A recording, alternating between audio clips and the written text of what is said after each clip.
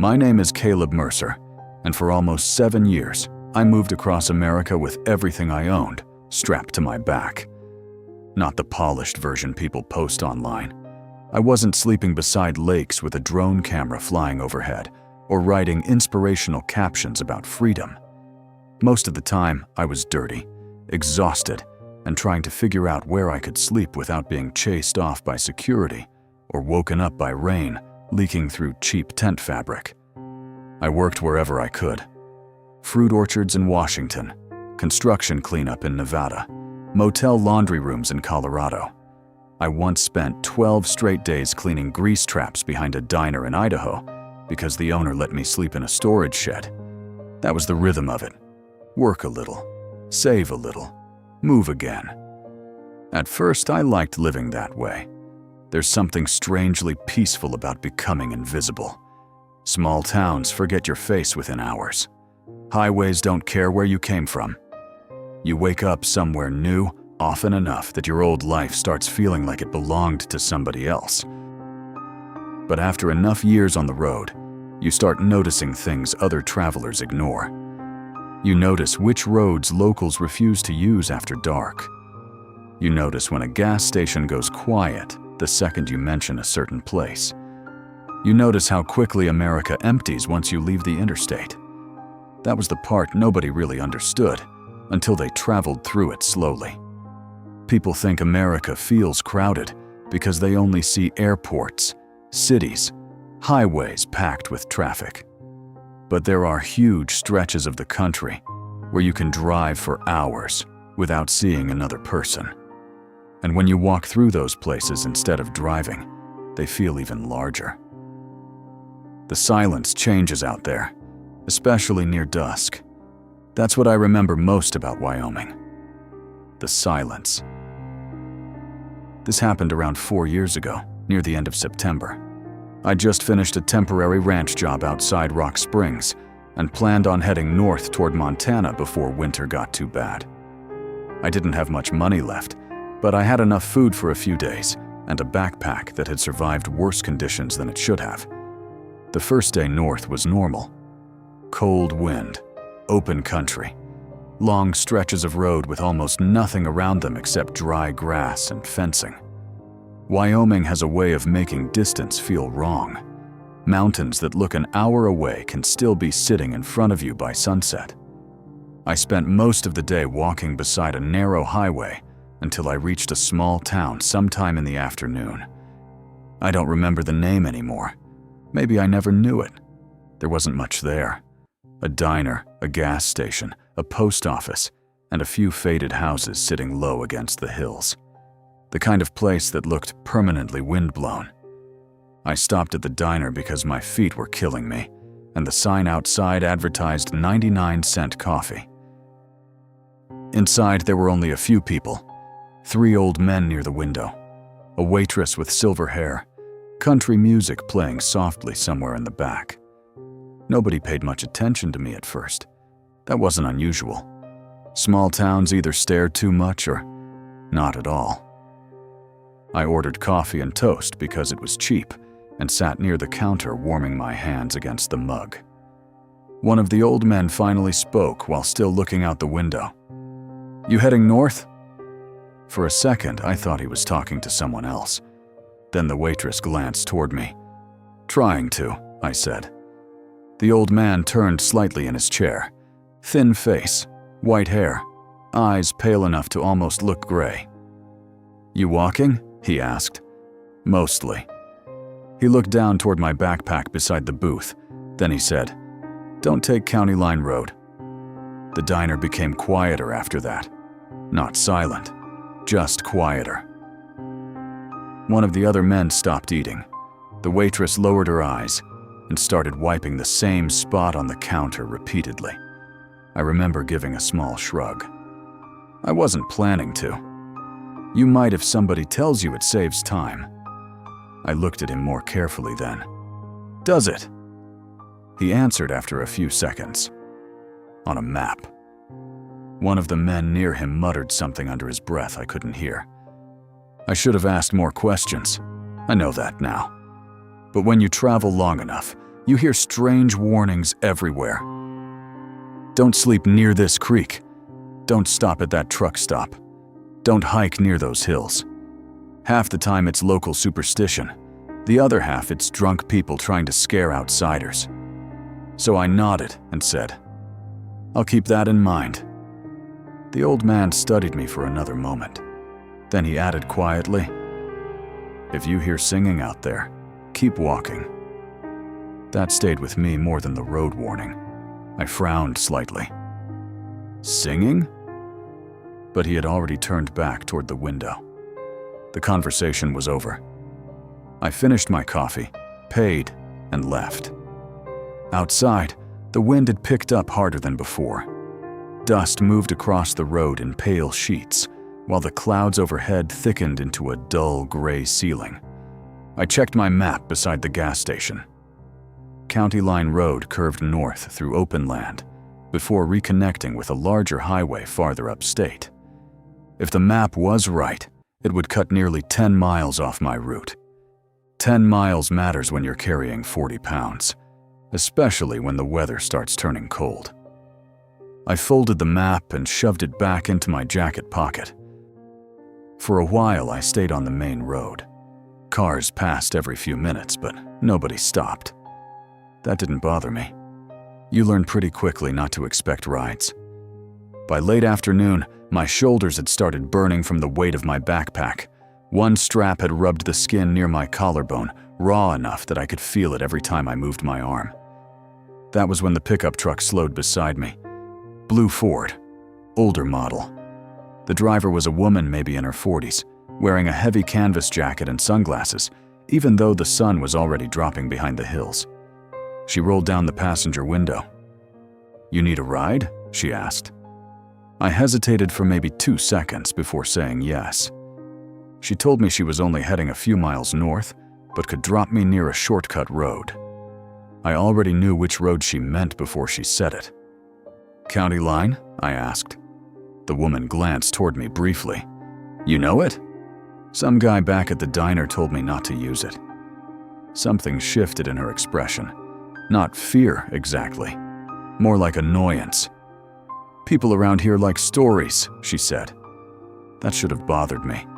Instead, I was focused on how badly my feet hurt. She drove another 6 or 7 miles before pulling over beside a narrow, cracked road with no visible sign except a bent metal pole where one probably used to stand. "This'll take you north," she said. I climbed out and swung my backpack onto one shoulder. The road looked completely ordinary. Dry grass, low hills, fencing disappearing into open land. Nothing strange about it at all. Before I shut the door, I asked, "Anything out there I should know about?" The woman looked past me toward the road for a long moment. Then she said, "Don't stop walking." Something about the way she said it made me uncomfortable. Not dramatic, not mysterious, just serious. I waited for her to explain further. She didn't. A second later, she drove away. I stood there alone beside the road, listening to the wind move through the grass. The road ahead looked empty. That was all. Just empty. I told myself the people in town had built up some local legend around the place.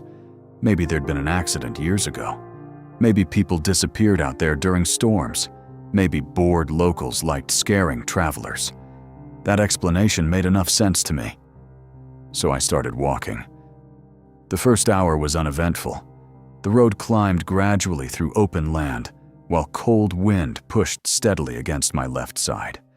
My backpack straps creaked softly with every step. What finally started bothering me wasn't what I saw. It was what I didn't. No power lines, no mailboxes, no barns, no cattle. Nothing. Even isolated roads usually have signs of life somewhere nearby. County Line Road felt disconnected from everything around it. By sunset, the temperature had dropped sharply. I started searching for a place to camp. There wasn't much cover anywhere, just rolling grassland stretching outward into darkness. Eventually, I found a shallow drainage ditch far enough off the road to block some of the wind. I set up my tent quickly before full dark settled in. By the time I crawled inside, the sky had already turned black. No moon, no nearby lights. Just darkness stretching across open land in every direction. For a while, I listened to the wind moving through dry grass. Then, sometime later, I heard singing. Very faint. Far away enough that I almost mistook it for the wind itself. I held my breath and listened harder. A woman's voice. Soft. Slow. I couldn't make out the words. Only the melody. The old man's warning came back immediately. If you hear singing out there, keep walking. I lay there completely still inside the tent. The singing drifted through the dark for maybe 20 seconds before fading again. Afterward, the silence somehow felt heavier than before. I tried convincing myself it was just the wind, or exhaustion, or my imagination grabbing onto the warning from the diner. Eventually, I fell asleep anyway. When I woke up the next morning, pale sunlight glowed through the tent fabric. For a few seconds, everything felt normal again. Then I unzipped the tent. The footprints circled the campsite completely. Bare feet, small ones, like a child's. The dirt around my tent had been dry and hard-packed the night before, but the footprints looked dark and damp against the pale ground. I stepped outside slowly. The tracks formed a nearly perfect ring around the tent, maybe 4 feet away on every side. No tracks led toward the road. No tracks led away. Just the circle. My stomach tightened immediately. I packed everything faster than I ever had before. No breakfast, no coffee. No sitting there trying to rationalize it. I shoved my gear into the backpack and climbed back onto the road, while the morning wind moved softly through the grass around me. The entire landscape felt wrong now. Not haunted, not supernatural, just aware somehow. That was the feeling I couldn't shake, like the road had noticed me. The morning stayed overcast and cold. I walked north for almost 2 hours without seeing anything except fencing and empty hills. The silence kept bothering me. No birds, no distant traffic. Nothing except wind and my own footsteps against cracked pavement. Around mid-morning, I noticed something white far ahead. At first I thought it was a storage shed. Then the road curved slightly, and I saw the steeple. The church sat alone in a shallow dip between 2 hills. Small, white. No graveyard. Exactly like the old man described. I stopped walking immediately. The building looked strangely clean compared to everything around it. The grass nearby was yellow and dry. The fencing half collapsed. The road cracked and faded. But the church looked freshly painted, almost bright against the gray sky. There were no vehicles nearby, no signs, no windows facing the road. I remember staring at it for a long time, while the wind pushed cold air against my jacket. Part of me wanted to turn around right there. But another part kept insisting it was just a building, nothing more. Eventually, I crossed to the opposite side of the road and kept moving. The closer I got, the stranger the church felt. Not because of anything obvious, because of how quiet it was. Even the wind seemed softer near it. Then I heard knocking from inside. 3 slow knocks. I froze immediately. A few seconds later, the sound came again. 3 knocks. Hollow. Deliberate. I stared at the front door. The brass handle looked polished bright against the white paint. Then something slid slowly underneath the door. A piece of folded paper. It stopped near the top step. Every instinct I had told me to keep walking. Instead, I stood there, trying to understand what I was seeing. The church remained completely silent afterward. No footsteps, no movement, just the paper resting on the step. I don't know why curiosity gets stronger once fear reaches a certain point. Maybe the brain becomes desperate for explanations. Maybe people simply need things to make sense. Whatever the reason, I stepped off the road and walked toward the church. The dry grass crackled softly under my boots. I climbed the steps slowly and picked up the folded paper. There were only 4 words written inside. "You missed breakfast, Caleb." For a second, my brain refused to process it. Then something inside the church laughed quietly. Not loud, not dramatic. Just a small, breathy sound from somewhere behind the door. I backed away immediately. The laughter stopped. The church became silent again. I turned and walked fast back toward the road, forcing myself not to run. The moment I reached the pavement, the wind started moving again. That frightened me more than the note, like the entire area around the church had been holding its breath. I kept walking north, faster now. I told myself not to think about how it knew my name. That mattered less than the fact that something inside had wanted me to come closer. Around noon, I realized the road should have ended by then. According to my map, County Line should have reconnected with another highway hours earlier. Instead, the landscape remained exactly the same. Dry hills, cracked pavement, empty fencing. I stopped and checked my compass. The needle drifted slowly before settling north, then west, then north again. I tapped the glass. The needle trembled weakly. A cold feeling settled into my stomach. I pulled out my phone next. No signal. That didn't surprise me. The time did. 6:14 a.m. The sun stood directly overhead. I restarted the phone. When it turned back on, the time remained exactly the same. Then the battery dropped from 80% to 23 in less than a minute, before the screen went black completely. I stood there in the middle of the road holding the dead phone. That was the first moment I truly understood something was wrong beyond getting lost. Not with me, with the road itself. After that, I stopped trying to make sense of everything. I just kept moving. The afternoon dragged on endlessly. At one point, I became aware of another sound beneath the wind. Very faint. Singing again. This time, closer than before. The melody drifted through the open land around me softly enough that I couldn't tell where it was coming from. Sometimes behind me. Sometimes somewhere off the hills.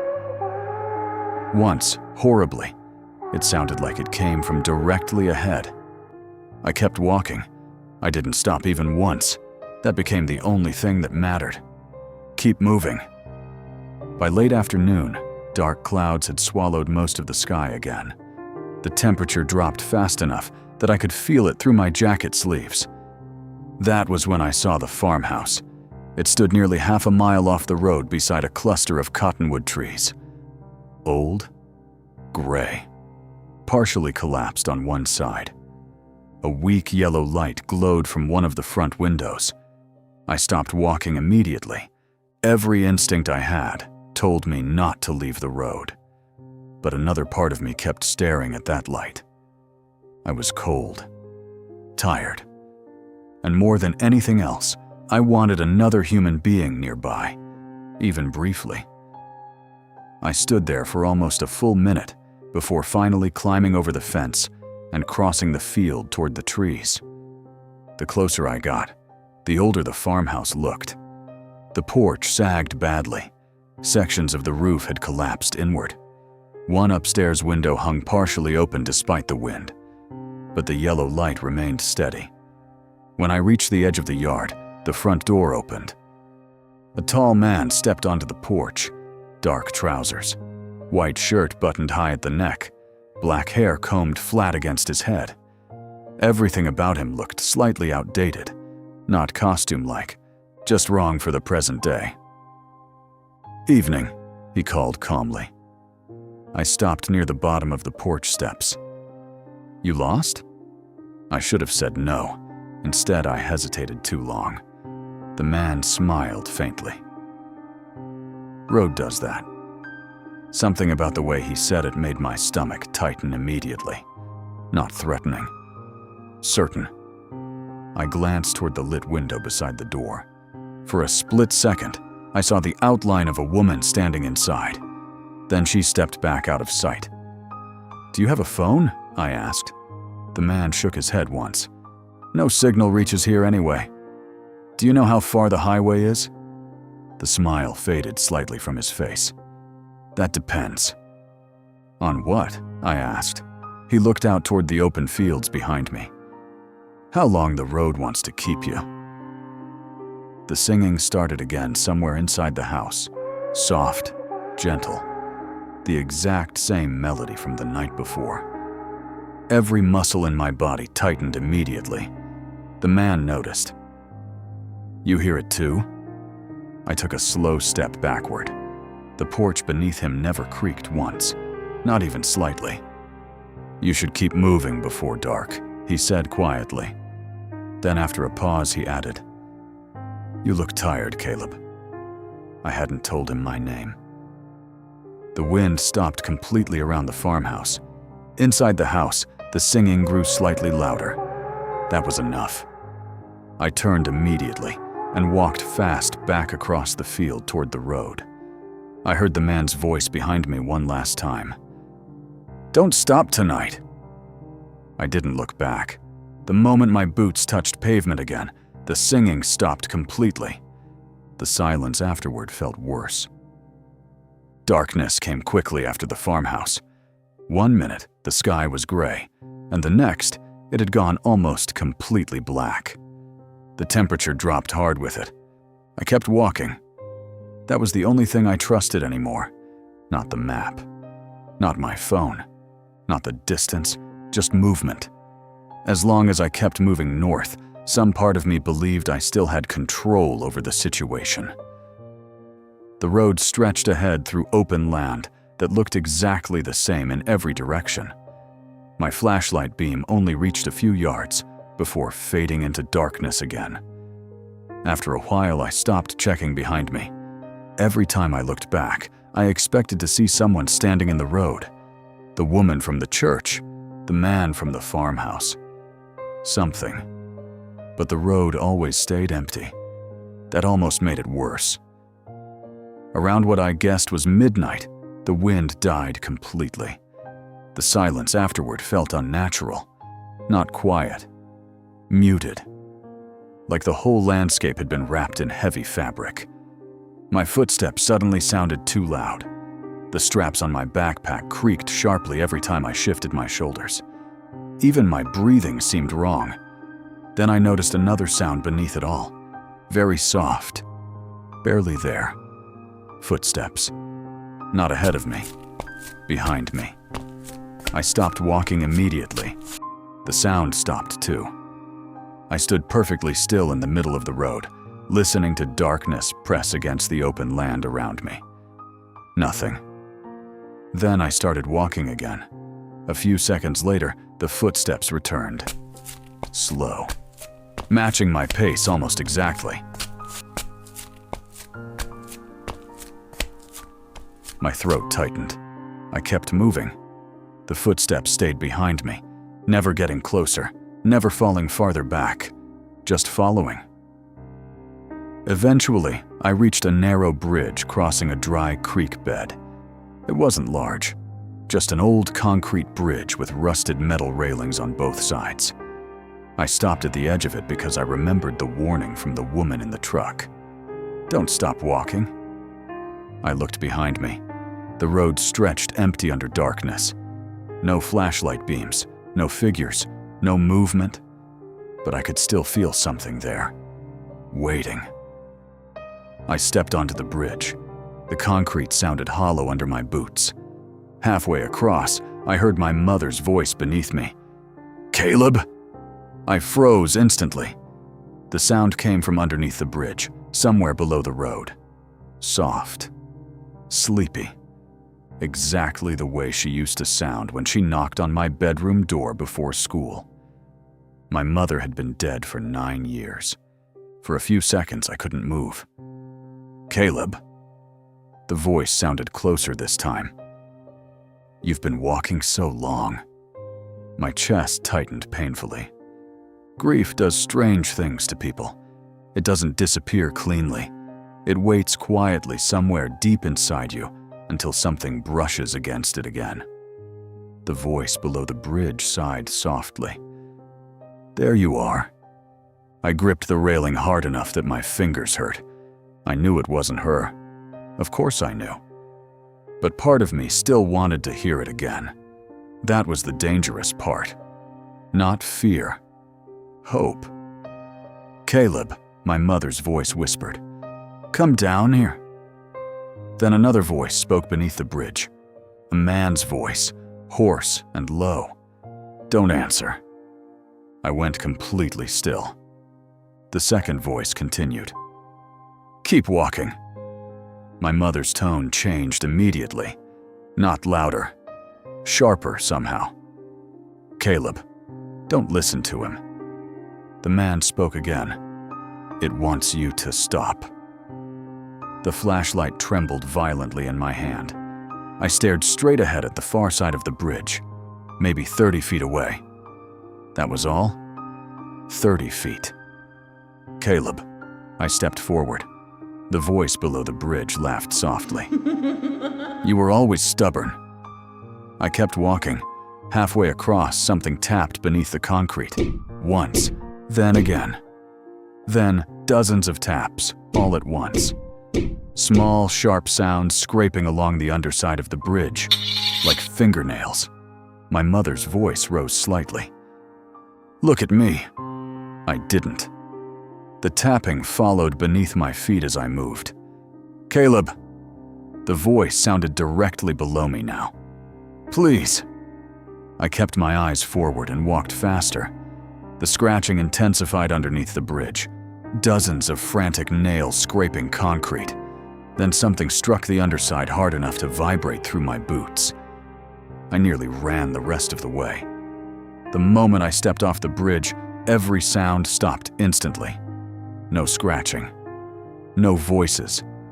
Nothing. I bent forward, breathing hard with both hands on my knees. Then behind me, my mother's voice said one final thing. Very quietly. "You never even came to see me before I died." I turned before I could stop myself. The bridge behind me was empty. No figures. No movement. Just darkness stretching across the road. But the guilt hit me so hard I almost lost my balance. Because it was true. I hadn't visited her near the end. I'd been somewhere in Oregon picking apples when the hospital called. That was the moment I understood the road wasn't random. It knew things, not just my name. The parts of me I tried not to think about anymore. I kept walking after that, but something inside me had changed. Up until then, I still believed there might be a logical explanation hiding underneath everything. Exhaustion, isolation, dehydration, some psychological break caused by stress. After the bridge, that explanation stopped feeling possible. The road was doing something to me intentionally, and worse than that, it understood me. The singing returned sometime later, closer now, not distant anymore. A woman's voice drifting softly somewhere behind me in darkness. I didn't look back. The melody moved slowly through the open fields while I walked.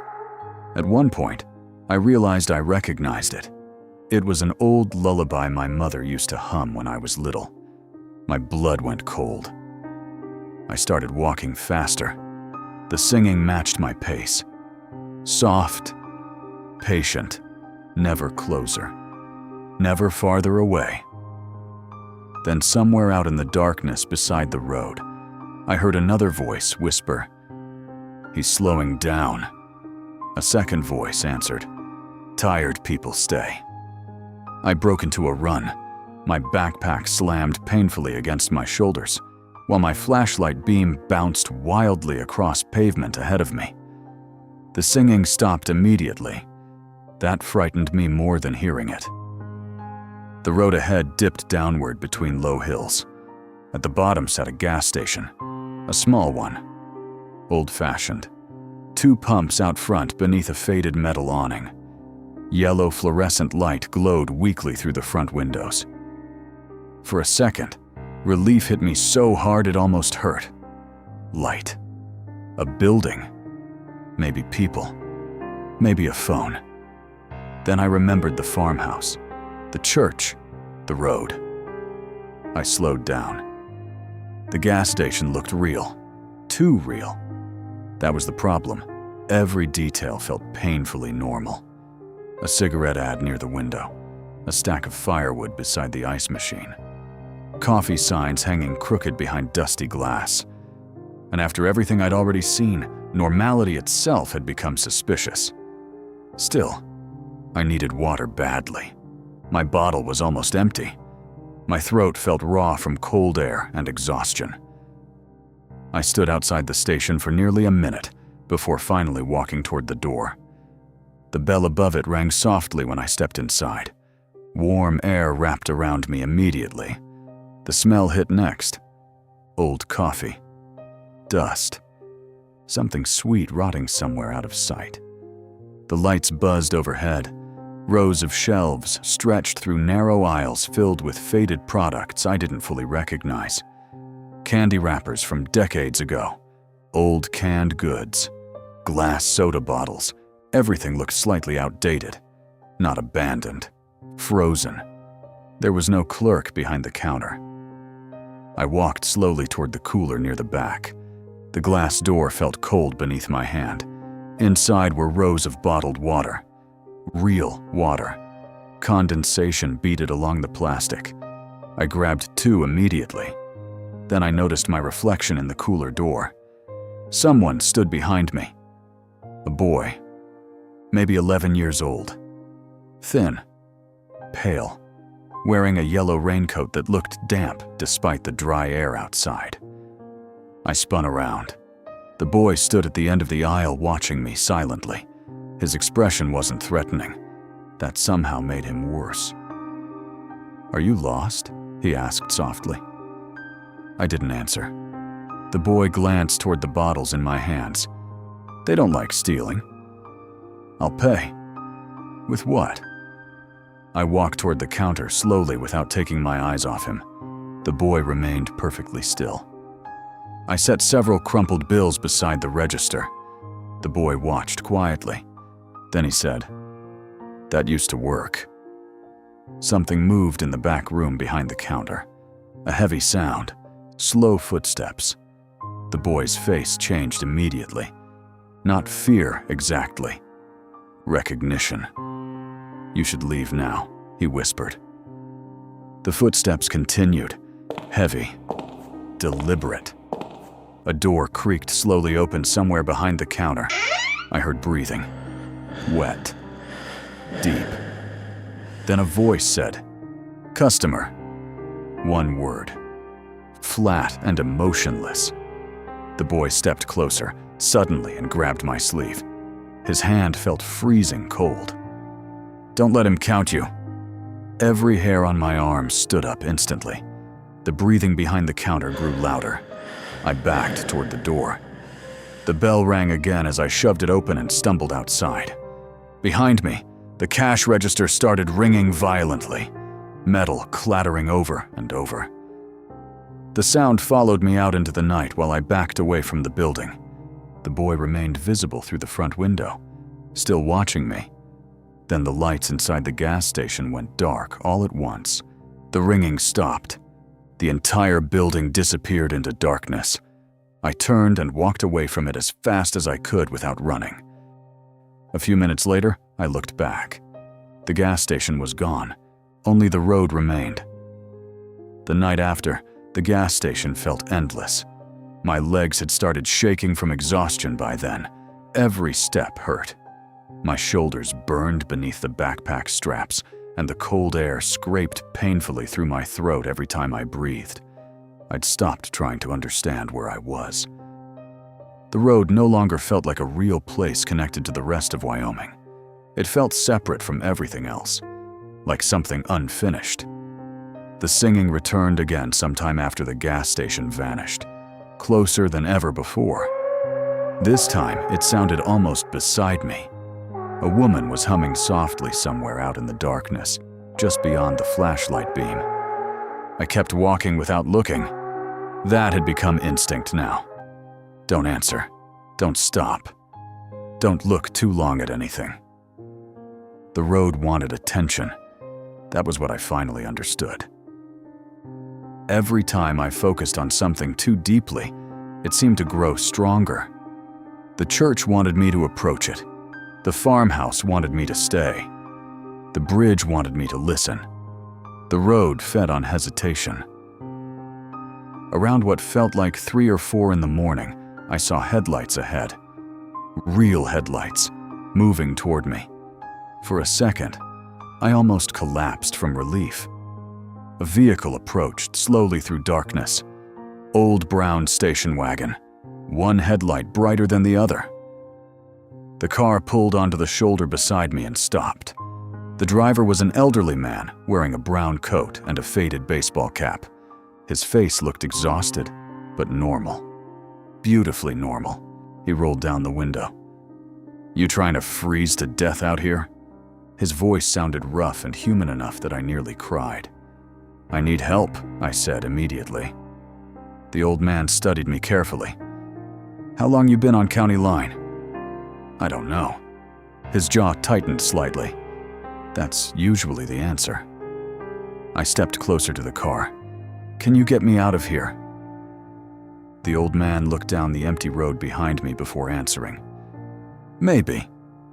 Maybe. Not yes." That word scared me more than I expected. He pushed open the passenger door. "Get in." I hesitated only briefly before climbing inside. The station wagon smelled like old vinyl, coffee, and cigarette smoke. The dashboard was cracked from years of sun exposure. A folded paper map sat between the seats. A silver cross hung from the mirror. Normal things. The old man started driving north. For several minutes, neither of us spoke. I stared through the windshield while darkness slid past outside. Finally, I asked, "What is this place?" The old man kept his eyes on the road. "Bad stretch of it. That doesn't explain anything." "No," he said quietly. "It doesn't." I looked over at him. "You know what's happening to me?" He nodded once. "My brother disappeared out here in 1978. I waited. The old man's hands tightened slightly on the steering wheel. 3 days later, he walked back into town barefoot. Same clothes, same face. The old man paused. But something wasn't right anymore. Cold settled into my stomach again. What happened to him? He stopped sleeping first. The old man stared straight ahead while the headlights carved through darkness. Then he stopped recognizing people. Forgot our mother's name. Forgot where he grew up. He swallowed once before continuing. Near the end, he'd sit outside at night listening to things nobody else could hear. The singing drifted faintly through the darkness outside, almost on cue. The old man heard it too. I could tell from the way his shoulders stiffened. "That's new," he muttered quietly. "You hear it?" I asked. He nodded once. The station wagon accelerated slightly. The singing grew louder outside, soft, patient, almost comforting. Then my mother's voice came through the radio. "Caleb!" I froze instantly. Static crackled through the speakers. "Caleb, you sound tired." The old man reached for the radio immediately, but the knob wouldn't move. The voice continued softly. "You can stop walking now." The old man cursed under his breath. Outside the windows, shapes started moving through darkness beside the road. Not clearly visible, just figures keeping pace with the car beyond the headlights. The old man gripped the steering wheel tighter. "Don't answer it." I wasn't going to. You'd be surprised what tired people do. The radio crackled violently. Then several voices started speaking at once. The woman from the church, the man from the farmhouse, my mother, all overlapping softly through static. "Stay. Come inside. You missed breakfast. You're cold. You don't have to keep walking." Something struck the rear of the station wagon hard enough to shake the whole vehicle. I twisted around instinctively, hands pressed against the back window, dozens of them. Pale hands slamming against the glass from outside, while the car moved nearly 70 miles an hour. Faces appeared between them briefly, blurred by darkness and speed. I saw the boy in the yellow raincoat, the woman from the farmhouse window, and for one horrifying second, I saw myself, running behind the station wagon, mouth hanging open, eyes wide with panic. The old man grabbed my shoulder hard. "Don't look too long." I turned back immediately. The windshield cracked suddenly from one corner to the other, with a sharp popping sound. The singing outside became louder, not distant anymore, surrounding us completely. The road ahead started changing. Fence posts flashed by faster now. Telephone poles appeared beside the road with real wires hanging overhead. The old man leaned forward slightly. "We're close." The radio screamed with static. Then my mother's voice whispered one final thing. "You left me alone." The guilt hit me like a punch to the chest. My vision blurred for a second. The old man saw it happen immediately. "That's how it gets you," he said sharply. "Don't carry it right now." Something slammed onto the roof of the station wagon overhead. Metal buckled loudly above us. I flinched hard enough to hit the door. The old man accelerated harder. The engine whined painfully. Outside, the figures beside the road kept pace with us in darkness. Not running, gliding almost. The singing rose louder and louder until it became nearly impossible to think over it. Then ahead, lights. Real street lights glowing faintly in the distance. The old man leaned forward with both hands tight on the wheel. "Come on," he whispered. The entire car shook violently.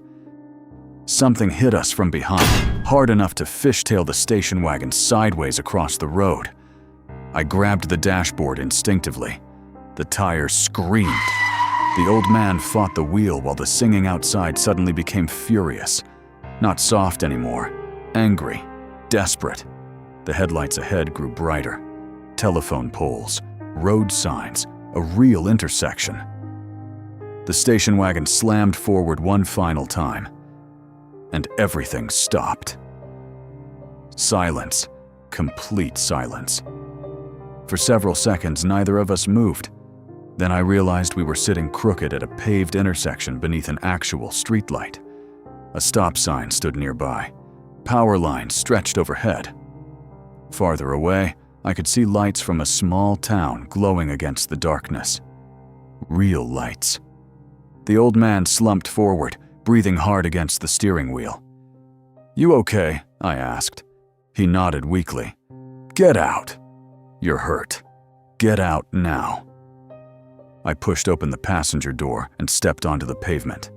The air smelled normal. Dust. Cold asphalt. Distant cattle somewhere nearby. The old man looked at me one last time through the open window. "Don't go looking for answers," he said quietly. Before I could respond, he pulled the door shut and drove away down the dark road behind us. I watched the tail lights disappear into darkness, not fade, disappear. A sheriff's deputy found me about 20 minutes later, walking toward town. At first, he thought I was drunk. I probably looked worse than drunk. My clothes were filthy. My lips were cracked from dehydration, and dried blood covered one sleeve where the barbed wire had torn my arm earlier that night. The deputy kept asking where my vehicle was. I told him I'd been walking. That seemed to bother him more than anything else. Walking from where? I looked back toward the dark road behind us. There was nothing there now, except empty pavement disappearing into black hills. "County line," I said quietly. The deputy stopped talking. His flashlight lowered slightly. For several seconds, he just stared at me. Then he said, "Get in the truck." The town itself was tiny. One gas station, a laundromat, a diner, a sheriff's office no bigger than a convenience store. The deputy brought me first to a small medical clinic, where an exhausted nurse cleaned the cuts on my arm and gave me water while asking gentle questions I didn't know how to answer. Had I hit my head? Was I taking drugs? Did I know what day it was? I answered honestly. I didn't know anymore. Afterward, the deputy drove me to the sheriff's office. He introduced himself as Deputy Orson. Mid-50s maybe. Thick mustache, tired eyes. The kind of man who looked permanently exhausted by other people's problems. He sat across from me with a styrofoam cup of coffee between his hands. "You said County Line Road." It wasn't a question. I nodded once. Deputy Orson rubbed his jaw slowly. "That road's been closed for years." I didn't answer.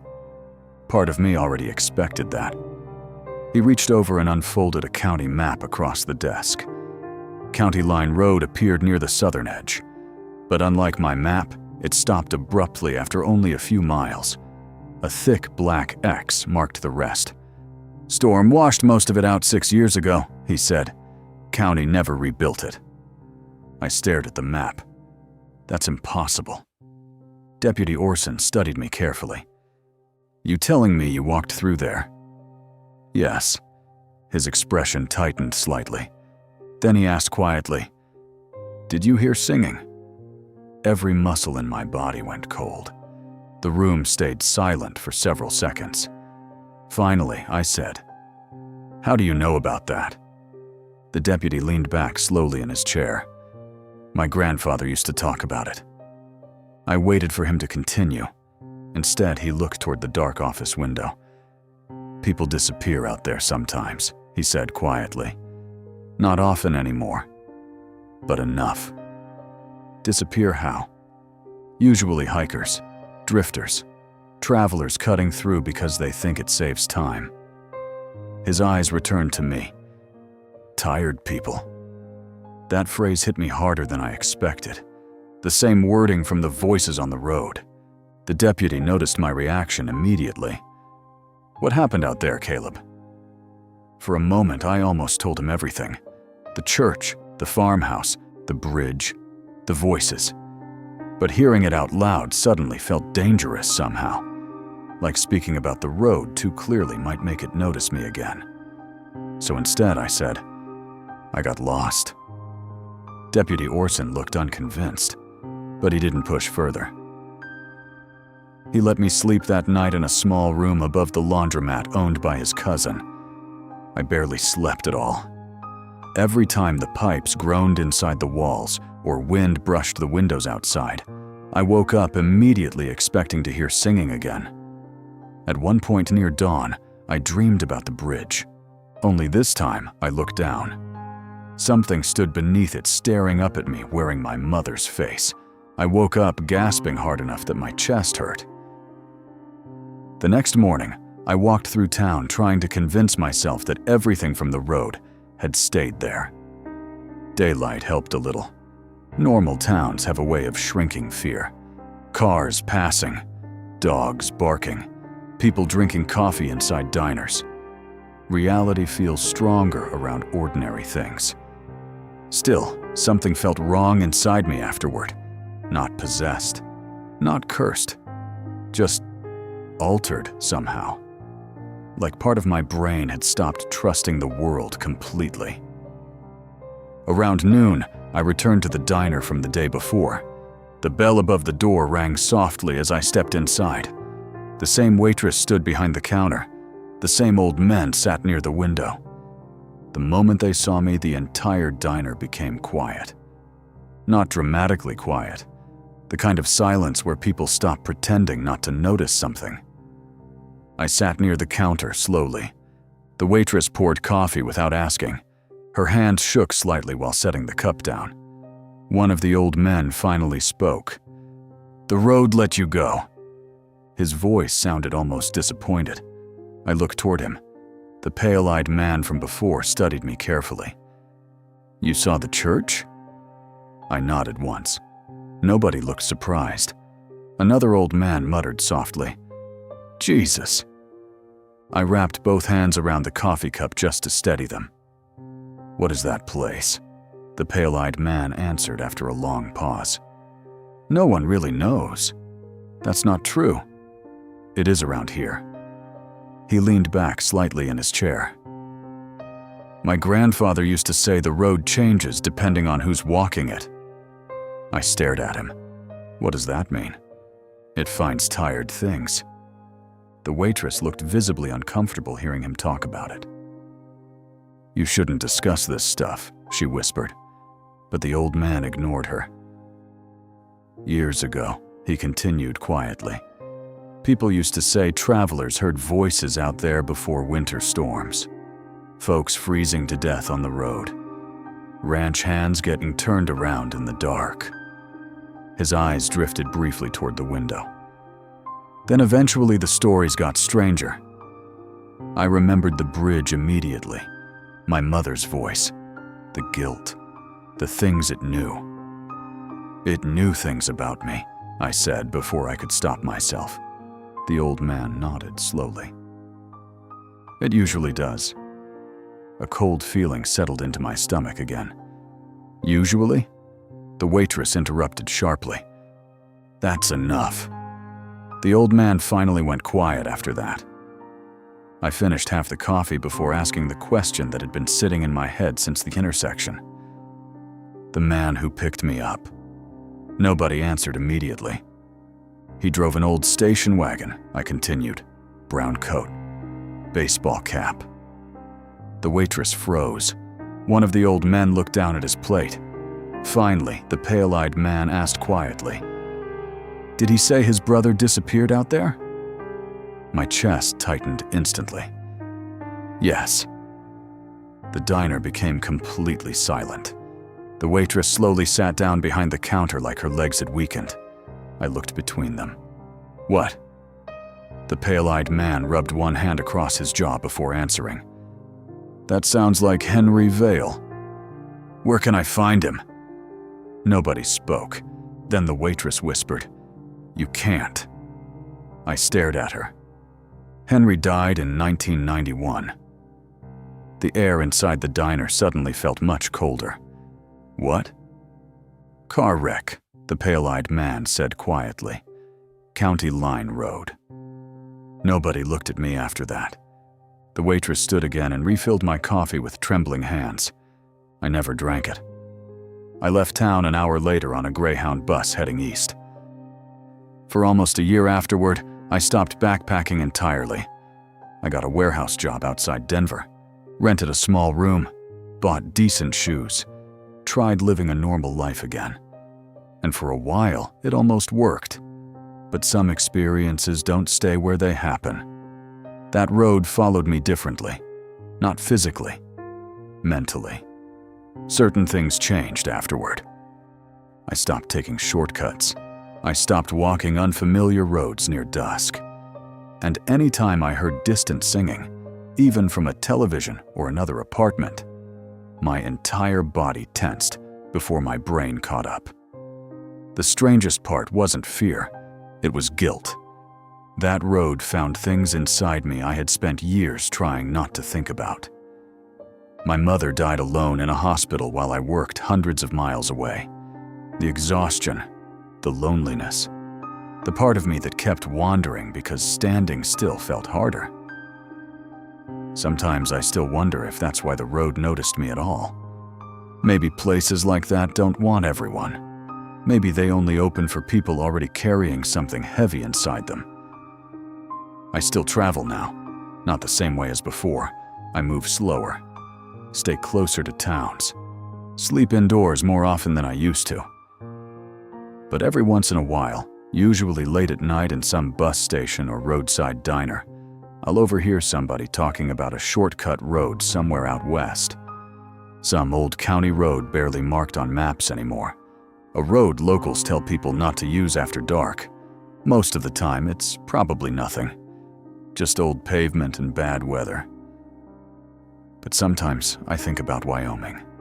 The singing, the church, the bridge, the voices calling my name from darkness. And I remember something Deputy Orson said before I left town. He walked me out to the bus station early that morning while the sun came up over the hills.